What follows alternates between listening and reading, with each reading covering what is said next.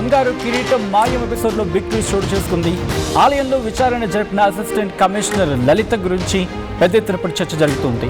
అర్చకుడి నుంచి వివరాలు సేకరిస్తున్నారు అధికారులు. ట్రస్ట్ ఆఫీస్కు తాళాలు, రికార్డులు అడిగారు.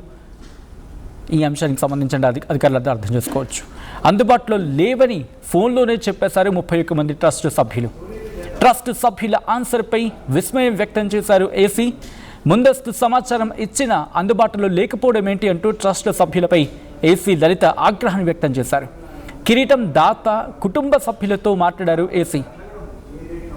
దేవాదాయ శాఖ పరిధిలో లేకపోవడంతో ట్రస్ట్ బోర్డుపై చర్యలు ఉపక్రమించేందుకు సిద్ధం కాబోతున్నారు అధికారులు. ఇన్ఫాక్ట్ ఈ అంశానికి సంబంధించి చర్యలు తీసుకోలేకపోతున్నామంటూ అసిస్టెంట్ కమిషనర్ చెప్పుకొచ్చారు. ఇటు బంగారం కిరీటం తాకట్టు వ్యవహారంలో కమిటీ సభ్యుల తీరుపై అనుమానాలు వ్యక్తమవుతూ ఉన్నాయి. రికార్డులు పరిశీలిస్తేనే నిజాలు తెలుస్తాయంటున్నారు ఏసీ లలిత. ఇంకోవైపు పరారీలో తాకట్టు షాపు వ్యాపారి ఉన్నారు. తన అకౌంట్లోకి తాకట్టు డబ్బులు పంపితేనే ఊర్లోకి వస్తానంటూ ట్రస్ట్ బోర్డుకి చెప్పినట్టుగా తెలుస్తోంది తాకట్టు వ్యాపారి.